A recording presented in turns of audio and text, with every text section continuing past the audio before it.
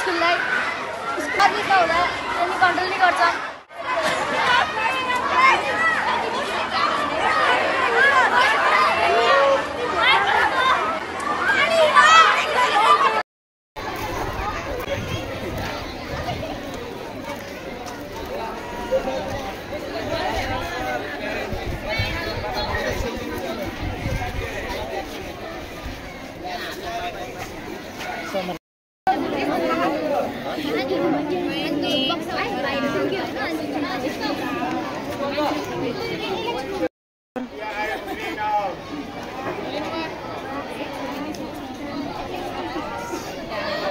Why should we cast vote for you?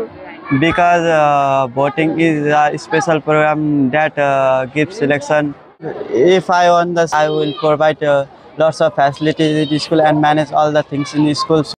आजको चुनावी माहौल हजुरलाई कस्तो लागेको छ? मलाई रमाइलो लागिरहेको छ बाबु। यो नितान्तै नौलो अभ्यास हामीले विद्यालयबाट सुरुवात गर्यौं। आफ्नो नेता चयन स्वयं आफैद्वारा, त्यो पनि प्रत्यक्ष मतदानद्वारा। कक्षा 4 देखि 10 सम्मका बाबु नानीहरू अहिले यहाँ जुटिरहेको मैले प्रत्यक्ष देखेको छु। यो एउटा नयाँ अभ्यास हो र नयाँ अनुभव हो। मैले यसलाई एउटा सकारात्मक प्रयासको रूपमा लिएको छु।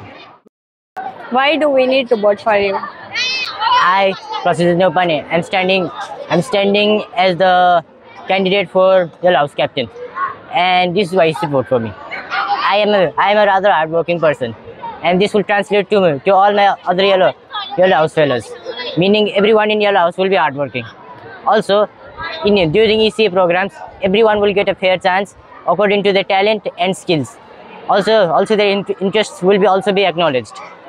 Also, I will try to make Yellow House the best house in Pragya Academy. Thank you. On Facebook and other sites, what do they think about you? Go to ask some questions to the Wipe Lamson sir. He's monitoring the students and how the election program is going on. Hi, hello, good morning. How the election program is going on today and it is beneficial to us? Yeah, this program is not only the beneficial, students are directly, they learn what is vote, what is election process and other. Bookish knowledge is not enough. Yes, yeah. And definitely from grade 4 to grade 10, they are learning by doing here. So when students come, they know how to make the line, how to cast the vote, what is ballot box, what is election process, who are the election officer, everything they are learning by doing. So when students are directly involved in such program, they learn this area according to house-wise, each and every house-wise students are getting knowledge. Yeah. Okay, even though from grade 8, grade 9, grade 10, but also junior session like from 4, 5, 6, 7 as well. Thank you so much. You guys are helping so much. Your support is our success. Thank you. Have a great time. Thank you. नानीले आफ्नो उम्मेदवार छान्नका लागि यसरी vote आफ्नो मत पेटिकामा यसरी छाप लगाउने प्रयास गरिरहेका छन्।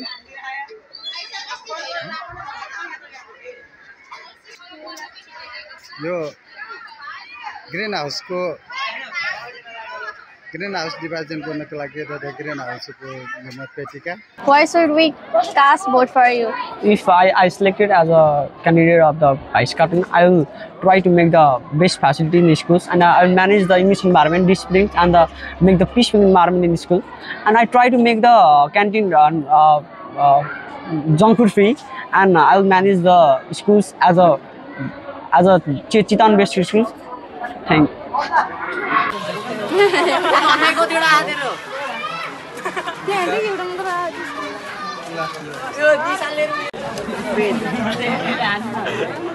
सेकेन्डको प्रोजेक्ट अर्को bag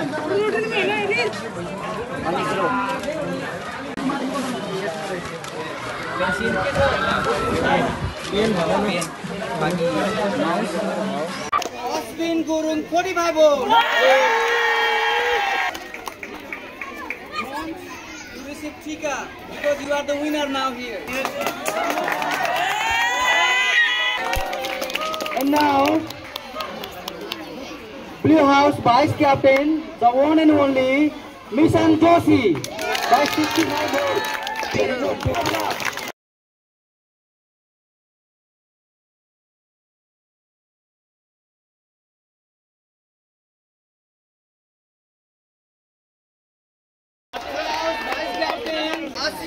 Chaudhary for her please.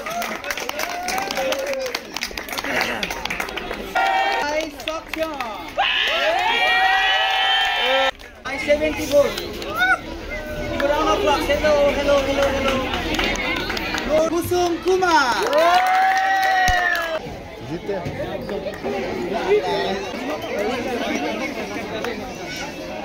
School captain.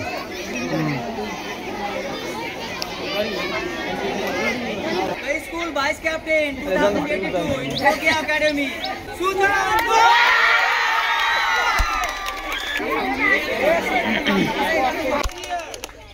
2082 school captain for Tokyo Academy is secure. Become the winner by 220 votes. None other than the one and only Sushant Sapkote.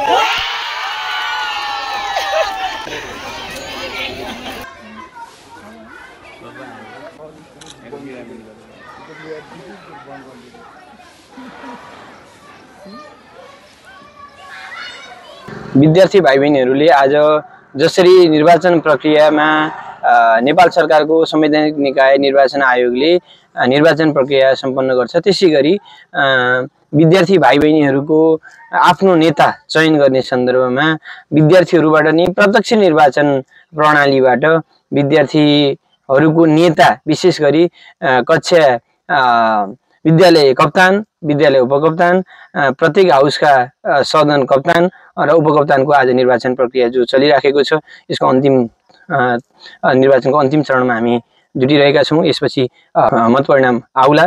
म विजेता सम्पूर्ण विद्यार्थी भाइ बहिनीहरू जो उम्मेदवार हुनुहुन्छ उहाँलाई म हार्दिक शुभकामना व्यक्त गर्न चाहन्छु। जो विद्यार्थी भाइ बहिनीहरू ले विजेता हासिल गर्न सक्नुहुन्न उहाँलाई पनि हतोत्साही नहुनको लागि अनुरोध गर्न चाहन्छु। र यो कार्यक्रम आयोजना गर्नुहुने हाम्रो इसी कमिटी लगायत सम्पूर्ण टिम शिक्षक साथीहरू विद्यार्थी भाइ बहिनीहरू अभिभावकहरू यसलाई सफल बनाउन प्रत्यक्ष अप्रत्यक्ष भूमिका खेल्नुहुने सम्पूर्णमा म हार्दिक विद्यालयको तर्फबाट धन्यवाद ज्ञापन गर्न चाहन्छु। र विशेष गरी हामीले प्रयोगात्मक प्लेस बेस एक्सपेरिमेन्ट बेस र यस्ता सहभागितामूलक गतिविधिहरूलाई हामीले प्रमोट गर्दै आइरहेका छौं। विद्यालयको आफ्नो नियमित गतिविधिमा हामीले समेटेका छौं। यो कुरामा पनि म निवेदन गर्न चाहन्छु विद्यार्थीहरू आफै सहभागी भएर आफ्नो नेता चयन गर्ने 1 वर्षको निम्ति नेता चयन गर्ने र नेता आफ्नो नेताबाट चाहिँ विद्यालयका विभिन्न गतिविधिहरूलाई अगाडि बढाउने कुरामा हामीले योजना बनाएका छौं। त्यही अनुसार यस्ता गतिविधिहरू भइराखेका छौं। विद्यालयको रियल टाइम न्यूज अपडेट थ्योरीबाट विद्यालय अगाडि बढिराखेको छ। त्यो अन्तर्गत साथीहरूले यस्ता कार्यक्रमलाई रेकर्डिङ पनि गरिराख्नु भएको छ। म यो रेकर्डिङ गर्ने यो टिम हाम्रो reporters club of Pragya academy का साथीहरूलाई पनि धन्यवाद ज्ञापन गर्न चाहन्छु। र यस्ता गतिविधिहरूमा यहाँहरूको प्रत्यक्ष चासो चिन्ता र सरोकारलाई म उच्च मूल्याङ्कन गर्दै आगामी दिनमा विद्यालयलाई अगाडि बढाउने सन्दर्भमा अभिभावक महानुभावहरूलाई हामीलाई नियमन गर्ने संस्थाहरू जो हुनुहुन्छ सम्पूर्णलाई विद्यालयलाई अगाडि बढाउने सन्दर्भमा रचनात्मक सल्लाह सुझाव दिनको निम्ति पनि म विशेष अनुरोध गर्न चाहन्छु।